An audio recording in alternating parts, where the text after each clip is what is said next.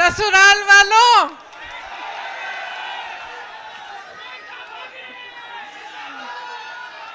यहाँ आकर बहुत खुशी हुई है और आज इस भारत जोड़ो न्याय यात्रा में भाग लेते हुए मुझे बहुत बहुत खुशी हो रही है, खास तौर से क्योंकि आज इस यात्रा में पहली बार मैं अपने ससुराल वालों के साथ आई हूँ।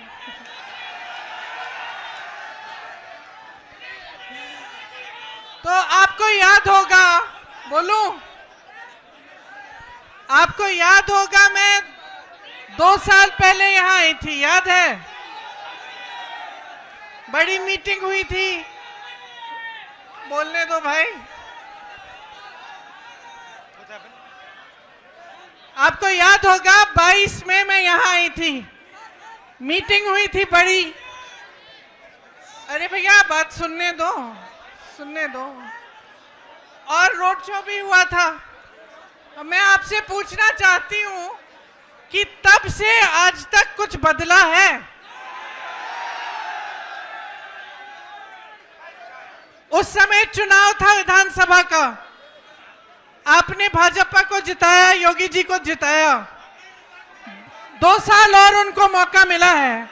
मैं आपसे पूछना चाहती हूं कि जो आपकी समस्याएं हैं, जो आपकी असली समस्याएं, आपका दुख है, जो महंगाई है, जो बेरोजगारी है, जो रोज रोज इन परीक्षाओं में जो पेपर लीक हो रहे हैं, जिनके लिए नौजवान बच्चे, आपके बच्चे मेहनत करते हैं, पढ़ते हैं, फीस भरते हैं, ये सिलसिला अभी तक जारी है कि नहीं कि पेपर लीक होते रहते हैं? बताइए, जारी है? तो जब आप 2 साल बाद सरकार चुन रहे थे, आप चुनाव में अपना वोट डाल रहे थे, तो मैं जानना चाहती हूं कि आप क्या सोच रहे थे? क्या आपने सोचा, सुनिए, क्या आपने सोचा कि यहाँ का विकास होगा? सोचा था? अब यहाँ पे पीतल के कारखाने हैं, बड़े बड़े पीतल के कारोबार हैं, क्या आपकी तरक्की हुई है? हुई है। जितनी भी मदद आपको सरकार से मिलनी थी वो बंद हो गई, ऊपर से जीएसटी, और जितना काम कर रहे थे उसका शायद आधा काम कर रहे होंगे आज। मुश्किलें कम हुई हैं या बढ़ी हैं? बढ़ गई हैं। यहाँ नौजवान हैं सारे। उस समय मैंने पूछा था रोजगार मिलता है, आज रोजगार मिल रहा है। तो ये जो मेहनत कर रहे हो, जो 4-4 बजे सुबह पुलिस में भर्ती होने के लिए दौड़ लगाते हो, तो सेना में भर्ती होने के लिए दौड़ लगाते हो, उसके बाद जब परीक्षा लिखते हो, उसके लिए फीस भरते हो, माँ बाप मेहनत करके ट्यूशन में भेजते हैं, ये सब करने के बावजूद क्या होता है? आपको मालूम है कि 28 लाख बच्चों ने, यूपी के 28 लाख बच्चों ने पुलिस का भर्ती का इम्तिहान दिया है। 28 लाख, सोचो, इसका मतलब है कि यूपी के लगभग हर गांव में से 4 या 5 नौजवानों ने ये परीक्षा दी। एक आशा थी, एक उम्मीद थी उनके मन में, ये नहीं कि मुफ्त में कुछ मिल रहा है। पढ़ के मेहनत करके वो चाहते थे अपनी परीक्षा में पास हो। क्या हुआ? पेपर लीक हो गया। अब जब मैं यहाँ आई थी 22 में, तो मैंने आपसे कहा था कि हमने एक घोषणा पत्र बनाया था, उसमें हमने एक पूरा प्लान बनाया था, एक पूरी योजना बनाई थी कि ये जो पेपर लीक बार बार होते हैं, इसको रोकने की क्या योजना हो सकती है। उसमें जॉब कैलेंडर था, उसमें ये था कि एक कमीशन बनेगा और जितना भी अन्याय हुआ है उसको ठीक करने का काम होगा। और जॉब कैलेंडर में हर जो भी डेट था, परीक्षा का डेट, नियुक्ति की डेट, सारी पहले से तय, और जो उससे इधर उधर होता उसके खिलाफ कार्रवाई होती। तो ये तो 2-3 मुद्दे हैं, पूरे 10 मुद्दों का हमने एक पूरा प्लान बनाया था। तो मैं आपसे एक सीधी सीधी बात कहना चाहती हूँ, देखो चुनाव फिर से आ रहा है कि नहीं? फिर से आपको अपना मत डालना पड़ेगा। अब आप खुद ही देख रहे हो, बार बार भाजपा की सरकार आ रही है, केंद्र में आ रही है, प्रदेश में आ रही है, आपकी बेरोजगारी बढ़ रही है, आपकी मुश्किलें बढ़ रही हैं। तब किसान आंदोलन कर रहे थे 2 साल पहले, आज किसान आंदोलन कर रहा है। तब सड़क पे बैठे थे ठंड में सर्दी में, आज बैठे हैं। तब उनकी सुनवाई नहीं थी, आज उनकी सुनवाई नहीं है। और इसी तरह से आप सोचिए, जब जब बुलडोजर चलता है इनका, तो किसके घरों पे चलता है? किसके घरों पे चलता है? जोर से बोलो। जिसने 6 किसानों को अपनी जीप के नीचे कुचला, उसके घर पे क्या बुलडोजर चला?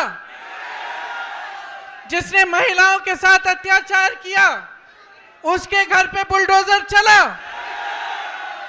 जो ये पेपर लीक के घोटालों से पैसे खाए जा रहा है, उन लोगों के जिन्होंने पैसे खाए हैं, जो बार बार ये घोटाला करते हैं, बार बार लीक कराते हैं, उनके घरों में बुलडोजर चला? नहीं चला ना। सोचिए, ये सब बहुत बड़ी बड़ी बातें हैं दिखावे के लिए। ये जितने बड़े बड़े इश्तिहार आपको दिखते हैं, जिसमें आपको दिख रहा है कि बहुत तरक्की हो रही है, जब तक आपकी तरक्की नहीं होगी, जब तक आपको रोजगार नहीं मिलेगा, जब तक आपके पेपर लीक बंद नहीं होंगे, तब तक आपकी तरक्की नहीं हो सकती है। जब तक यहाँ की महिलाएं सुरक्षित ना हो, आगे बढ़ नहीं पाए, तब तक आपकी तरक्की नहीं हो रही है। तो मैं सिर्फ आपको, मैंने उस समय भी बोला और अभी भी बोल रही हूं, अपने अनुभव को देखो, अपने अनुभव को देखो कि भाई 5 सालों में, 10 सालों में मिला क्या है? नौकरी मिली, दुकान जाते हो तो सब्जी खरीद पाते हो। आपको मालूम है गन्ने का जो दाम है, जो आपको मिलना चाहिए सरकार से, वो हर साल, पिछले 7 सालों में हर साल सिर्फ मात्र 7 रुपए गन्ने का दाम बढ़ा है कि नहीं? 7 रुपए, ठीक है? तो मान लो 5 सालों में 35 रुपए बढ़ा होगा। और आप जब सब्जी खरीदने जाते हैं तो कितने बढ़ गए दाम? आलू मिलता है, प्याज मिलती है, टमाटर मिलता है। आप जाते हो 3 चीजों को लेने के लिए, घर आते हो 1 लेके। तो भाई देखो, जब तक आपको खुद समझ में नहीं आएगा, जब तक आप अपने अनुभव पर नहीं उतरोगे, तब तक कुछ नहीं बदलने वाला। हम चीखते चिल्लाते जाएंगे, कुछ नहीं बदलेगा। बदलाव तब आएगा जब आप अपनी परिस्थितियों को समझकर अपना वोट डालोगे। जब आप सवाल उठाओगे सरकार से कि मुझे सब्जी क्यों नहीं मिल रही है, इतनी महंगाई क्यों है, मेरा बच्चा पढ़ता है, मेहनत करता है, उसको नौकरी क्यों नहीं मिल रही है, जब तक ये सवाल आप नहीं उठाएंगे, जब तक इन परिस्थितियों को देखते हुए आप अपना वोट नहीं डालेंगे, तब तक आप इसी खाई में डूबे रहोगे। इसीलिए मैं आपसे कहना चाहती हूं, इस खाई में से निकलो। जब वोट डालने जाते हो, सोच समझ के अपना वोट दो। कांग्रेस पार्टी के पास योजनाएं हैं, करके दिखाया है, और आप सब अपने ही अनुभव से ये चीज समझते हैं। तो आज आपके बीच आकर मैं सिर्फ इतना कहूंगी कि जो भी वोट आप डालने जा रहे हो, बड़ी बड़ी बातों पे मत डालो, जो ऊपरी दिखावा है उस पे मत डालो। जो तुम्हारी जिंदगी में गुजर रहा है, जो तुम्हारा जीवन है, तुम्हारा अनुभव है, तुम्हारी परिस्थिति है, उसको सोच, उसको समझ के कि ये क्यों हो रहा है आपके साथ, तब वोट डालो। ये न्याय यात्रा है। राहुल जी, भारत जोड़ो यात्रा में 4000 किलोमीटर क्यों चले? इस देश को एक रखने के लिए, ये कहने के लिए कि ये देश एक है, सब एकजुट हो जाओ, आगे बढ़ोगे। आज भारत जोड़ो न्याय यात्रा पे निकले हैं, तो इस यात्रा में न्याय शब्द क्यों जोड़ा है?